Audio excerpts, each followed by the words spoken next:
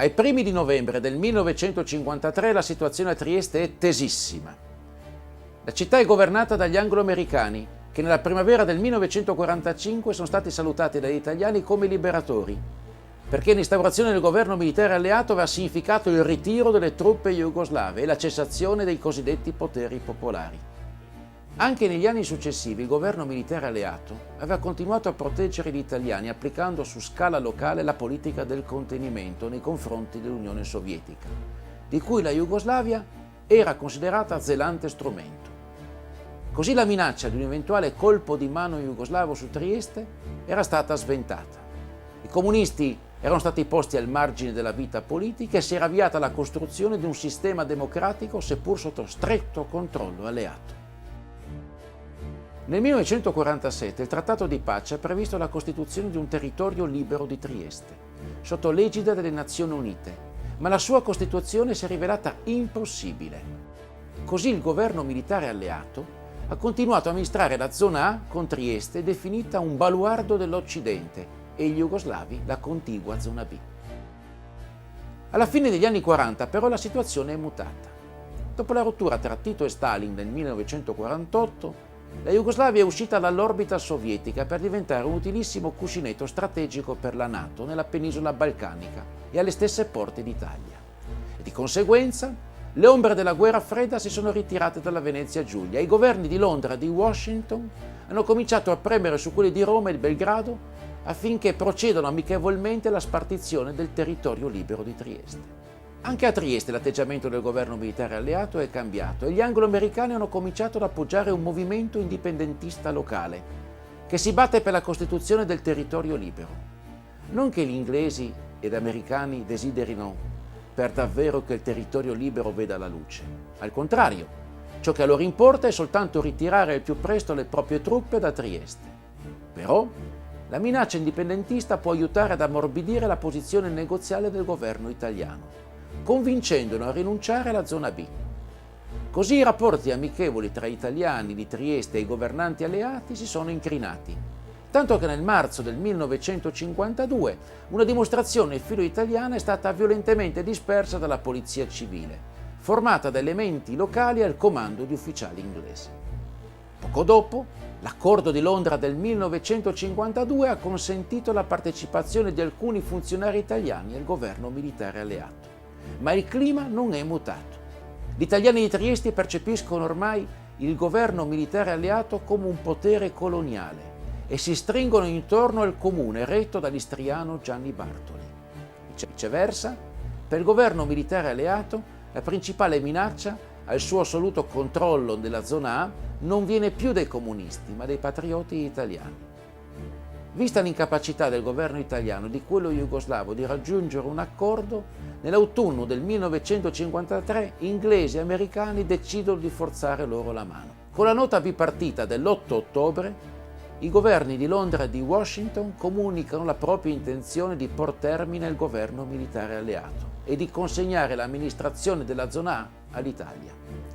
La mossa però non ha il seguito previsto. La Jugoslavia minaccia un intervento militare se le truppe italiane entreranno a Trieste. L'Italia schiera alcune divisioni alla frontiera e il negoziato si blocca. Nel frattempo, a Trieste affluiscono armi in quantità.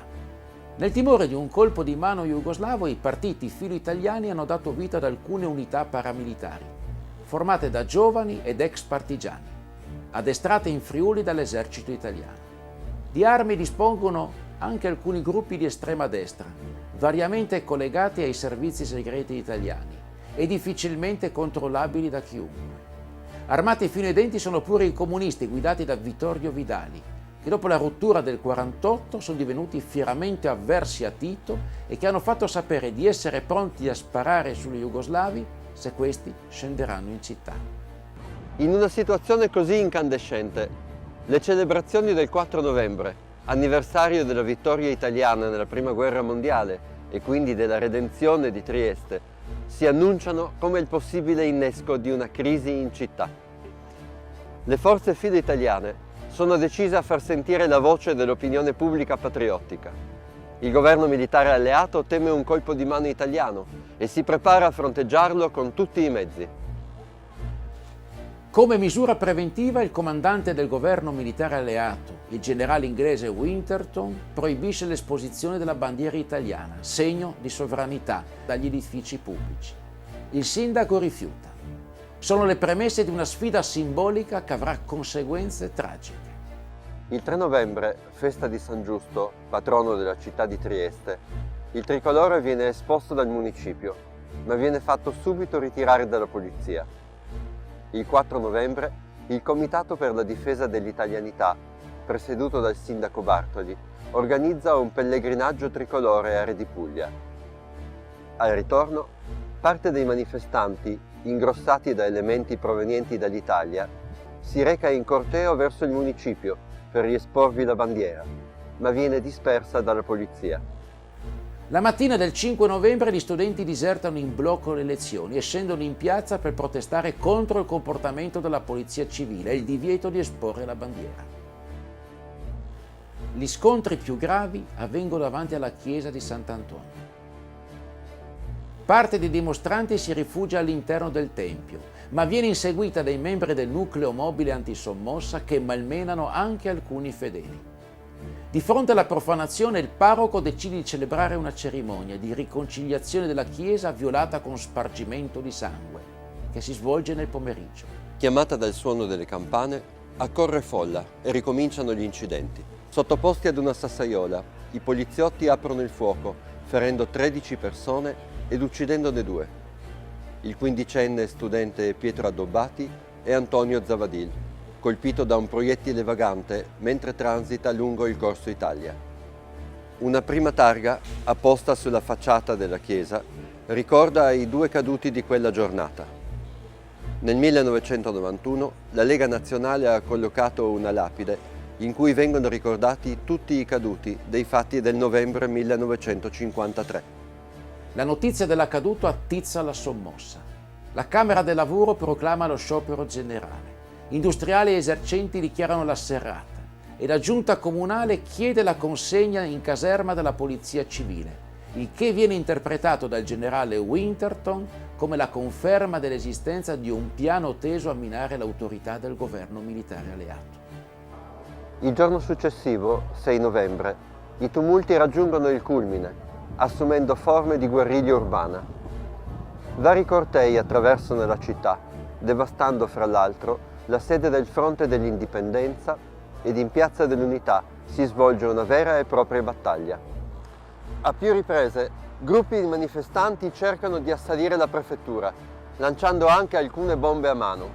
E da parte sua, la polizia civile fa ripetutamente fuoco sulla folla, uccidendo 4 persone: Francesco Paglia, Saverio Montano, Leonardo Manzi ed Erminio Vassa, e ferendone molte altre. A questo punto, il governo militare alleato fa uscire dalle caserme le truppe anglo-americane, che presiedono in forza il centro cittadino, mentre il vescovo Antonio Santin ed alcuni emissari del governo italiano si adoperano per riportare la calma. Effettivamente gli scontri cessano, anche perché non hanno avuto alcun sbocco politico, dal momento che la sorte della città si decide in ben altre sedi, decisamente impermeabili agli umori della piazza triestina. I tumulti hanno coinvolto un numero piuttosto limitato di persone, mentre invece ai funerali delle vittime partecipa una folla enorme. L'8 novembre il corteo funebre, guidato dal vescovo, dalle autorità civili italiane e dai rappresentanti dei partiti, compresi i comunisti, si muove dalla cattedrale di San Giusto verso il cimitero di Sant'Anna. Lungo i 4 chilometri di percorso si assiepano 150.000 persone, mentre la polizia civile si tiene prudentemente alla larga.